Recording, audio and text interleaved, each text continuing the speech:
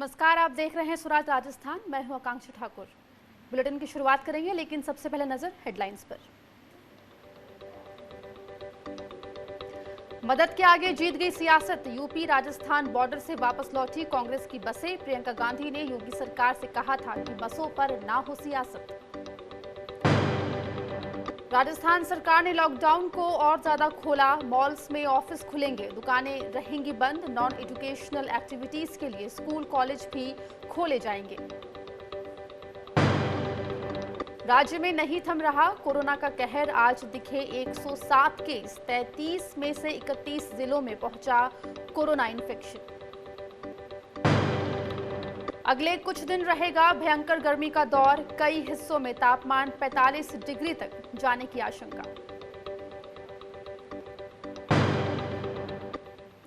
3 दिन की जद्दोजहद के बाद यूपी बॉर्डर तक भेजी गई 1000 बसें अब वापस लौट गई हैं। राजस्थान सरकार की ओर से परिवहन मंत्री खाचरियावास ने कहा है कि यूपी सरकार केंद्र सरकार का आदेश भी नहीं मान रही है।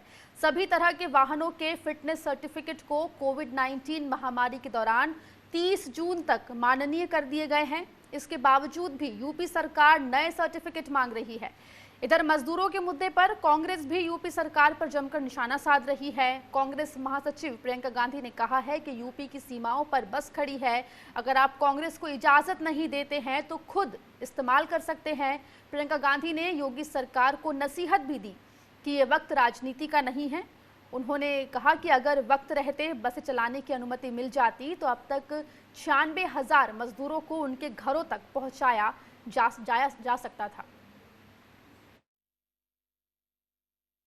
3 दिन तक बसें वहां खड़ी रहती है। यदि इन बसों में कुछ नहीं करना था, उनको सीधी एक अनुमति देनी थी, ठीक है, ये बसें अंदर एंटर होती, रास्ते में जो मजदूर पैदल चल रहे थे उनको बैठाती और उनके गांव में छोड़ के वापस आ जाती। वो कह रहे हैं आप हमको हैंडओवर कर दो। प्रियंका गांधी जी या कांग्रेस पार्टी प्राइवेट बसों की मालिक नहीं है हम लोग। और एक भी बस सरकारी हो, दिनेश शर्मा जी आरोप लगा रहे हैं तो मैं इस्तीफा दे दूंगा। और यदि वो प्रूव नहीं कर पाए तो उनको इस्तीफा देना चाहिए, योगी आदित्यनाथ जी को और दिनेश शर्मा जी। इधर बसों को लेकर राजनीति चरम पर है। राजस्थान रोड ट्रांसपोर्ट ने मजदूरों को उनके घर पहुंचाने के लिए श्रमिक स्पेशल बस सेवा शुरू की है। इसके मुताबिक 18 मई से ही लिस्ट बनाकर यूपी के लिए 31, उत्तराखंड के लिए 17 और हिमाचल के लिए 1 और मध्य प्रदेश के लिए 6 बसों को रवाना किया गया, जिनमें 3000 लोगों को उनके घर भेजा गया है। यानी जिन बसों का यूपी की ओर से इंतजाम किया गया उन बसों को यूपी में एंट्री नहीं मिल रही है, लेकिन राजस्थान सरकार के श्रमिक बसें बेरोक टोक यूपी की सीमा में जा रही हैं।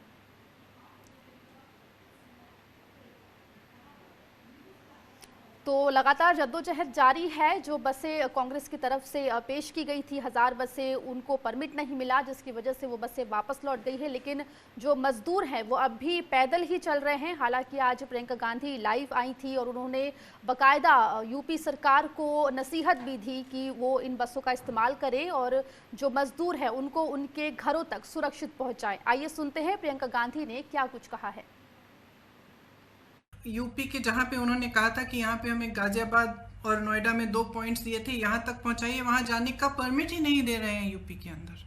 तो बसें खड़ी रहीं, आज भी खड़ी हैं। 4 बजे 24 घंटे हो जाएंगे कि ये बसें उपलब्ध हैं। अगर आपको इस्तेमाल करनी है तो इस्तेमाल करिए, हमें अनुमति दीजिए। आपको अगर कहना है कि आपने उपलब्ध कराई हैं तब भी कराइए, लेकिन इन बसों को चलने दें। राजस्थान के भरतपुर से श्रमिकों को लेकर यूपी बॉर्डर तक पहुंची बसों के ड्राइवर का कहना है कि बसों में गरीब श्रमिक बैठे हैं, इसीलिए यूपी सरकार अलग अलग बहाने बनाकर राजनीति कर रही है। ड्राइवर का कहना है कि यहाँ 1000 से ज्यादा बसें बॉर्डर पर खड़ी हैं, कोई इनको आकर देख लो, ये कौन सा दोपहिया वाहन है, कौन सा तिपहिया वाहन है और कौन सी एम्बुलेंस है। ये सब लोक परिवहन की और निजी बसें हैं जो यूपी सरकार की बसों से अच्छी कंडीशन में है। जब चुनाव होते हैं तब इनको अधिग्रहण किया जाता है, तब कोई नहीं देखता। अगर किसी पार्टी की रैली होती है तब ये नहीं देखा जाता कि इन पे क्या कागज है और क्या नहीं है, ड्राइवर पे लाइसेंस है या नहीं है, तब ये कहाँ चले जाते हैं नियम। और आज ये नियम कैसे हो गए? यानी केवल ये नियम गरीबों के लिए बनाए गए हैं, प्रवासी मजदूरों के लिए बनाए गए हैं। यूपी की श्रेष्ठ बस है हमारी, यूपी की श्रेष्ठ बस है। लोकेशन देखो, गाड़ी नई गाड़ी है, 2-2, 3-3 साल पुरानी गाड़ी। तो 24 घंटे तक उत्तर प्रदेश की बॉर्डर पर खड़े रहने के बाद ये बसें वापस जा चुकी है। यहाँ पे जो बसों के ड्राइवर मौजूद थे उनका कहना है कि बसें क्योंकि इन बसों में श्रमिकों को ट्रैवल करना था, इसलिए उत्तर प्रदेश की सरकार आनाकानी कर रही है, राजनीति कर रही है। ठीक ऐसा ही आरोप जो है वो कांग्रेस ने भी लगाया है कि यूपी सरकार मदद नहीं ले रही है, हिचक रही है मदद लेने पे, क्योंकि हजारों की संख्या में जो श्रमिक हैं वो पैदल जा रहे हैं, लेकिन उसके बावजूद भी तमाम बहाने बनाकर, चाहे वो फिटनेस सर्टिफिकेट का हो या कोई और बहाना हो, उन बहानों को बनाकर इन बसों को परमिट नहीं दिया जा रहा है चलने का। आपको बता दें कि लगातार जो श्रमिक हैं, जो गरीब मजदूर हैं, वो पलायन कर रहे हैं, प्रवासी मजदूर अपने राज्यों की ओर लौटना चाहते हैं। उन्हीं को मदद पहुंचाने के लिए कांग्रेस ने 1000 बसों की पेशकश की थी, जिसे 3 दिन की जद्दोजहद के बाद आज वापस बुला लिया गया, क्योंकि उत्तर प्रदेश सरकार की तरफ से फिटनेस सर्टिफिकेट और तमाम जो चीज़ें हैं वो और परमिट जो है वो नहीं दिया गया। इस पूरे मुद्दे पर बात करने के लिए हमारे साथ सुभाष गर्ग जुड़ गए हैं, जो कि तकनीकी शिक्षा और संस्कृति मंत्री हैं राजस्थान के। सुभाष गर्ग जी, आपका स्वागत है। सबसे पहले मैं आपसे जानना चाहूंगी कि आज परिवहन मंत्री खाचरियावास ने कहा है कि यूपी सरकार केंद्र सरकार का भी आदेश नहीं मान रही है। 30 जून तक जो सर्टिफिकेट होते हैं, फिटनेस सर्टिफिकेट, वो कोविड-19 महामारी के दौरान उनकी 30 जून तक उनकी तारीख बढ़ा दी गई है। तो किस तरह की राजनीति ये यहाँ पर होती दिख रही है, क्योंकि मजदूर तो पैदल जाने को मजबूर है, लेकिन 1000 बसें 24 घंटे के बाद अब वापस लौट चुकी हैं, वो भी खाली।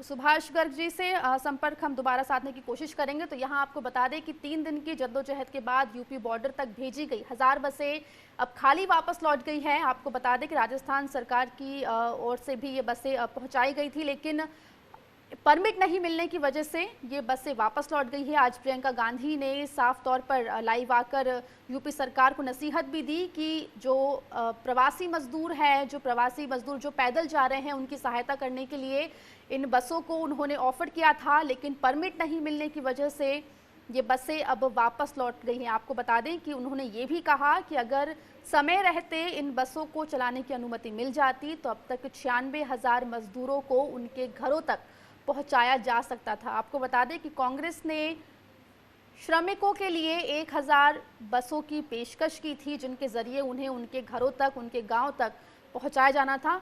सुभाष गर्ग जी जुड़ गए हमारे साथ। सुभाष जी, मैं आपसे जानना चाह रही थी कि बसें वापस लौट गई हैं खाली। खाचरियावास जो कि परिवहन मंत्री है, उनका कहना है कि यूपी सरकार केंद्र सरकार का आदेश भी नहीं मान रही है। जो फिटनेस सर्टिफिकेट की जो डेट है वो 30 जून कर दी गई थी, उसके बावजूद भी फिटनेस सर्टिफिकेट मांगा जा रहा है। किस तरह की राजनीति हो रही है? देखिए, ये फिटनेस सर्टिफिकेट का इश्यू ही नहीं है, मैं तो ये कहता हूँ। उन्होंने कैसे ये जान लिया यूपी सरकार ने, जितनी बसें जा रही हैं और जो आप हरियाणा सरकार की या बसें अलाउ कर रहे हैं, वो क्या फिटनेस सर्टिफिकेट इंडिविजुअल का देख रहे हैं? तो ये बेकारी बेईमानी है यूपी सरकार की।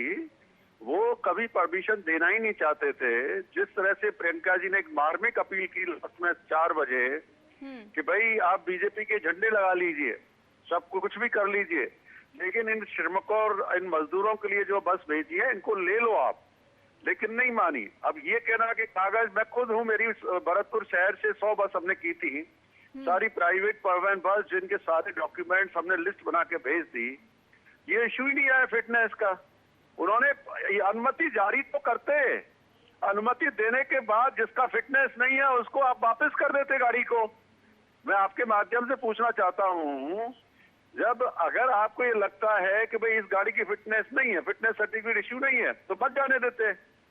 लेकिन आपने बैठे बैठे लखनऊ में वहाँ के प्रशासन ने या डीएम ने आगरा में बैठे बैठे ये कैसे जांच लिया कि फिटनेस सर्टिफिकेट नहीं है? जी सुभाष जी, जो राजस्थान रोडवेज की बसेस हैं वो उनको अनुमति मिल रही है यूपी जाने के लिए, लेकिन जो बसें कांग्रेस की तरफ से पेशकश की गई है उनको अनुमति नहीं मिल रही। तो ये कांग्रेस और बीजेपी की लड़ाई में जो गरीब मजदूर है वो तो बदहाल सड़क पर पैदल चलने को मजबूर हो रहा है। बात ये है कि राजनीति तो बीजेपी कर रही है ना, यूपी की सरकार कर रही है। जब आप परमिशन दे रहे हैं उनको भी तो बिना उसके परमिशन दे रहे हैं। क्या मैं पूछना चाहता हूँ, हरियाणा रोडवेज में, यूपी रोडवेज में बसें सारी की सारी हैं जिनके फिटनेस, उनके कैसे फिटनेस जारी हो गए? जब काम ही नहीं हुआ आरटीओ डिपार्टमेंट्स में, ऑफिसर्स में कि भाई आप फिटनेस जारी कर दो, तो कैसे फिटनेस जारी करवा लिया?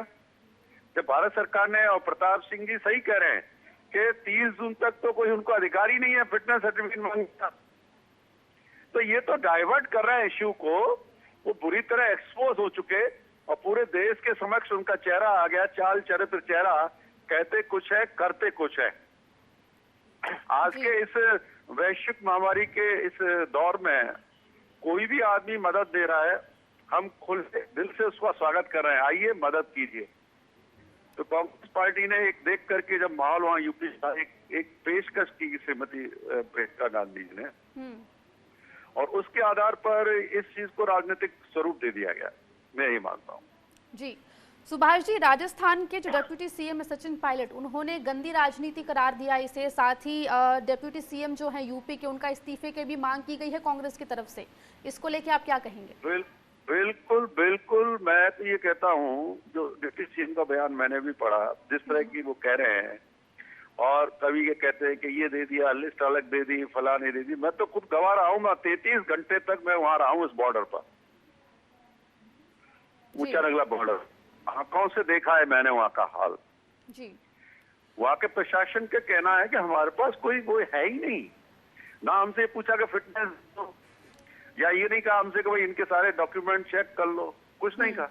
वो तो केवल टालते रहे इस इश्यू को।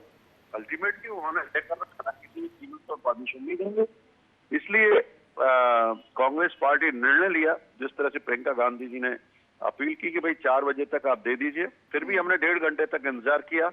5:30 बजे उनको बसेस को फिर मजबूर होकर के, विवश होकर के उनको निर्देश दिए, भाई अब आपको 33 घंटे हो गए हैं लगातार, अब आप वापस जाइए, बड़ा मुश्किल है, ये सरकार बिल्कुल हट सरकार है, हट धर्मता पर लेकिन इस जद्दोजहद के बीच में जो गरीब मजदूर है वो बदहाल है, वो बेहाल सड़क पर चलने को कहीं ना कहीं मजबूर है। शुक्रिया सुभाष जी हमसे जुड़ने के लिए और बात करने के लिए। राजस्थान सरकार की ओर से लॉकडाउन 4 में छूट का दायरा लगातार बढ़ाया जा रहा है। केंद्र सरकार की ओर से लॉकडाउन की अवधि बढ़ाने के बाद रियायतों को बढ़ाने की बात भी कही गई थी। पहले जहां सरकार की ओर से परकोटा और अन्य कंटेनमेंट एरिया को छोड़कर सभी जगह ज्वेलरी शोरूम और ब्यूटी सैलून को खोलने की मंजूरी दी गई थी, वहीं देर रात मंगलवार को भी इस संबंध में छूट के दायरे को और बढ़ाने का फैसला लिया गया है। देर रात सीएम अशोक गहलोत ने मॉल्स में ऑफिसेस खोलने की इजाजत दे दी है, लेकिन वहां दुकानें नहीं खुल सकती। स्कूल और कॉलेज भी उन एक्टिविटीज के लिए खुले रहेंगे जो कि नॉन एजुकेशनल है।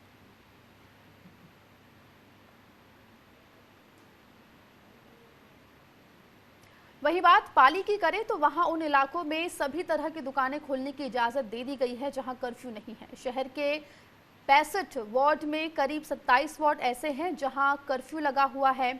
वहां फिलहाल सभी तरह के प्रतिष्ठान बंद रखने के निर्देश दिए गए हैं। हालांकि अब दुकानदारों और व्यापारियों ने दुकान खोलने को लेकर राहत की सांस ली है। उनका कहना है कि पिछले 2 महीने से दुकानें बंद थी, जिससे इकोनॉमी डगमगा गई है, लेकिन ये उम्मीद लगाए बैठे हैं कि अब इकोनॉमी पटरी पर आ जाएगी। 2 महीने तक जो आर्थिक स्थिति के रूप में दुकानें बंद रही, दुकानें बंद रहने के कारण हमें आर्थिक स्थिति बहुत नुकसान देखना पड़ा। अब सरकार का जो व्यापार खोलने की जो अनुमति हमें मिली, उससे हमें बहुत राहत मिली है। हमारी दुकान 2 महीने से बंद है, हमें काफ़ी बड़ा नुकसान हुआ है और ये बहुत ही बड़ी राहत की खबर दी है गवर्नमेंट ने हमारे प्रति कि अब हमारी दुकानें खुल रही है।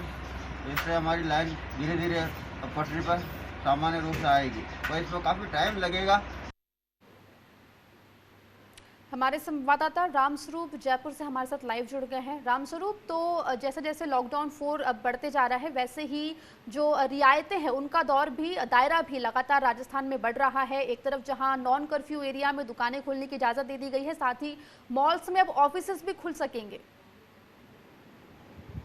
देखिए, लॉकडाउन 4 एक गाइडलाइन जारी की गई थी राज्य सरकार के द्वारा, तब ये हर तरह की छूट दे दी गई थी कि रेड जोन में भी, जहां पर कंटेनमेंट जोन है, यानी कि जहां बहुत ज़्यादा संख्या में कोरोना के केस सामने आ रहे हैं, तो उसको छोड़ करके बाकी ग्रीन जोन और ऑरेंज जोन में सभी तरह की दुकानें, प्रतिष्ठान खोले जा सकते हैं। इस तरह के आदेश 2 दिन पहले दे दिए गए हैं। लेकिन एक समस्या ये आ गई थी कि जब सभी तरह के कार्यालय खोलने के आदेश हो गए, तो अधिकतर कई कंपनियां ऐसी होती हैं जिनके कार्यालय बड़े बड़े मॉल्स में होते हैं, निजी कंपनियों के, IT सेक्टर की कंपनियों के, तो वो एक बीच में कह सकते हैं कि अगर अड़चन आ गई थी। तो कल देर रात को मुख्यमंत्री अशोक गहलोत ने जो है इस संबंध में पूरी समीक्षा के बाद में निर्णय लिया कि जितने भी मॉल्स में जो कार्यालय हैं वो खोले जा सकेंगे, लेकिन वहां पर दुकानें नहीं खुलेगी। साथ ही स्कूल, कॉलेज और विश्वविद्यालय वहां पर भी खोलने का आदेश हो गए हैं, लेकिन वहां पर अशैक्षणिक कार्य होंगे, यानी कि शैक्षिक गतिविधि वहां पर नहीं होगी। इस तरह के निर्णय कल रात को लिया गया था।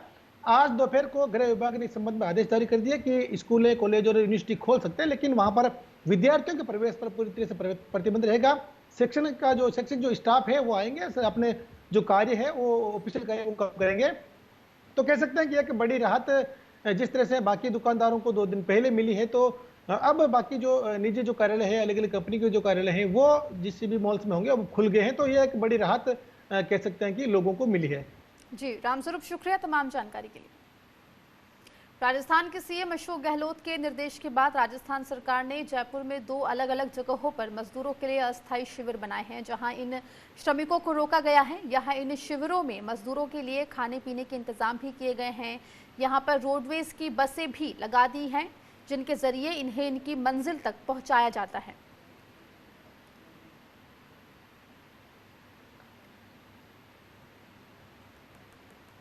इधर पाली में सीएम अशोक गहलोत ने दिशा निर्देशों की धज्जियां उड़ाई जा रही है। सोजत में 17 मजदूरों को ठहराने के इंतजाम तो कराए गए, लेकिन उनके खाने पीने का कोई इंतजाम नहीं किया गया।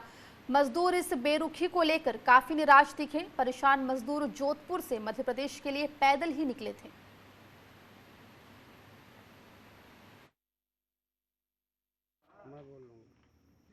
सर, हम लोग सोजत नगर जिला पाली पे अभी रुके हुए हैं। सर, हम लोगों को कल रात से यहाँ पे लाया गया है।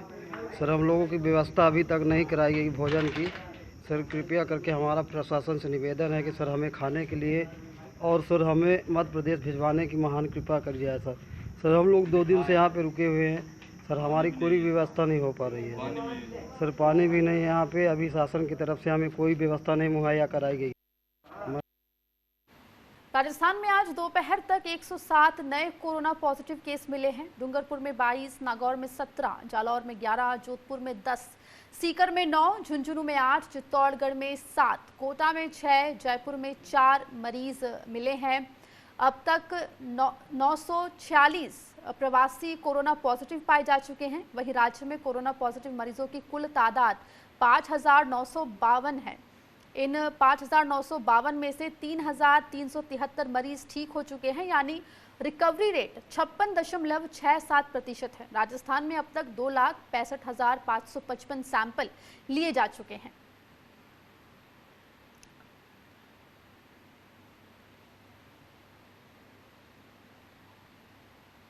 वहीं आपको बता दें कि जोधपुर में रिकवरी रेट रोज बेहतर हो रहा है। वैसे राज्य सरकार का दावा है कि सैंपलिंग भी खूब की जा रही है। तो आपको बता दें कि राजस्थान में एक तरफ जहां कोरोना पॉजिटिव मरीजों की संख्या बढ़ रही है, वहीं रिकवरी रेट की अगर बात करें तो रिकवरी रेट भी लगातार बढ़ रहा है। ज़्यादा से ज़्यादा सैंपलिंग राजस्थान सरकार कर रही है। राजस्थान में 59 दिनों से लॉकडाउन है और अब तो ये 31 मई तक चलेगा। ऐसे में लोगों को कोरोना से लड़ाई के अलावा जिन और दूसरी चुनौतियों से लड़ना पड़ रहा है, उनमें महिलाओं के लिए सैनिटरी पैड्स भी है। अब भी राज्य की करीब 75 लाख महिलाओं और बच्चियों में से कई इससे वंचित हैं, लेकिन सबसे ज़्यादा परेशानी कर्फ्यू वाले ग्रामीण इलाकों की है। यहाँ के स्कूलों में बच्चियों को सैनिटरी पैड्स नहीं मिल पा रहे हैं। दरअसल राजस्थान सरकार इन 75 लाख से ज़्यादा महिलाओं और लड़कियों को हर महीने निःशुल्क सैनिटरी पैड देती है, पर लॉकडाउन की वजह से 59 दिनों से पैड नहीं बंट पाए हैं। दिक्कत के बाद कई जिलों की बच्चियों ने सीएम और दूसरे अफसरों से अपनी दिक्कत बताई और आंगनवाड़ी कार्यकर्ताओं से कहा गया कि वो सैनिटरी पैड्स बांटने का काम करें, लेकिन फिर भी लाखों बच्चियों तक पैड्स नहीं मिल पा रहे हैं। बात करने के लिए हमारे साथ हैं छाया पचौली, जो कि प्रयास संस्था की राजस्थान समन्वयक है। छाया जी, नॉर्मल डेज में भी अगर हम बात करें तो ग्रामीण इलाकों में महिलाओं और बच्चियों तक सैनिटरी पैड्स नहीं पहुंच पाते हैं और अब लॉकडाउन चल रहा है।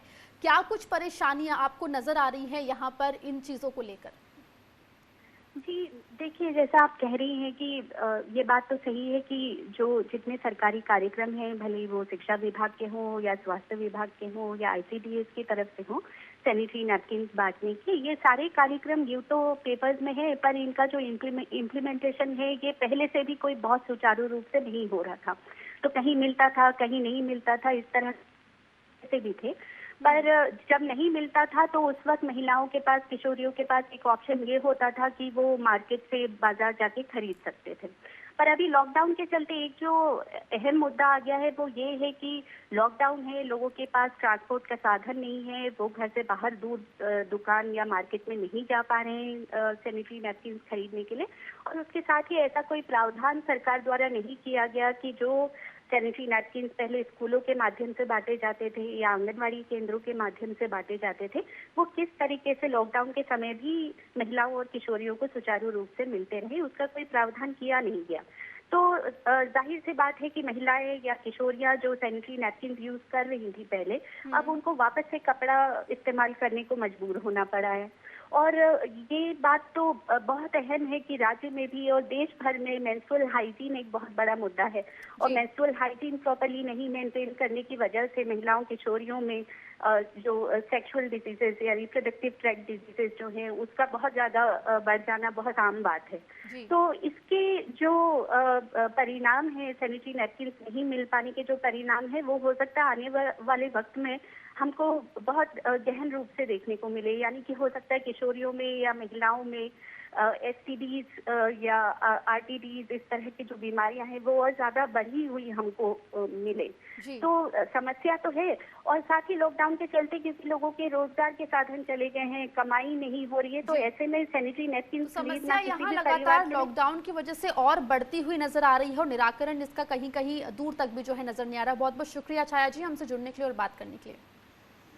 वही आंधी के बाद अब पश्चिमी राजस्थान में लू चलने का दौर शुरू हो गया है। मौसम विभाग का अनुमान है कि पूरे पश्चिमी राजस्थान में अगले कुछ दिन भीषण गर्मी के साथ लू का दौर भी जारी रहेगा। मौसम विभाग का अनुमान है कि इस सप्ताह पश्चिमी राजस्थान के कई हिस्सों में तापमान 45 डिग्री तक पहुंच जाएगा। गुजरात के सौराष्ट्र और कच्छ से आ रही गर्म हवा के असर से पश्चिमी मैदानी इलाकों में मौसम का मिजाज गर्म होने की पूरी संभावना है।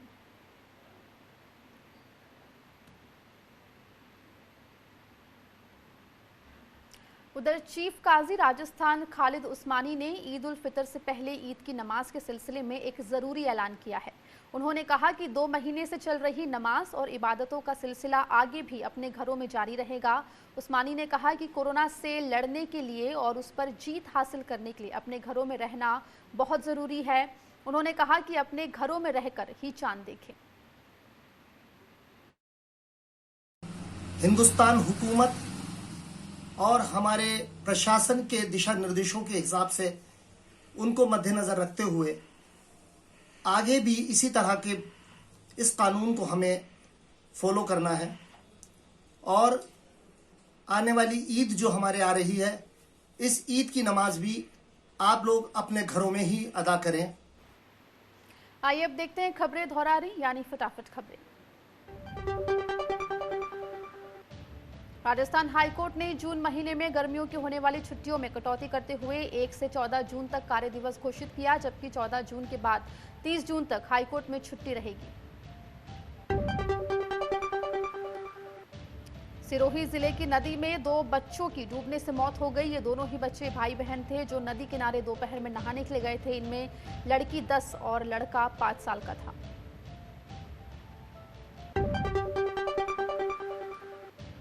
राजस्थान के झालावाड़ जिले के झालारा पाटन के अस्पताल में एक महिला सफाई कर्मचारी ने स्वयं के घर पर फांसी का फंदा लगाकर आत्महत्या कर ली। पुलिस ने मामला दर्ज कर जांच शुरू कर दी है और शव को मॉर्चरी में रखवा दिया गया है। सूरत राजस्थान में फिलहाल इतना ही। खबरों का सिलसिला लगातार जारी है।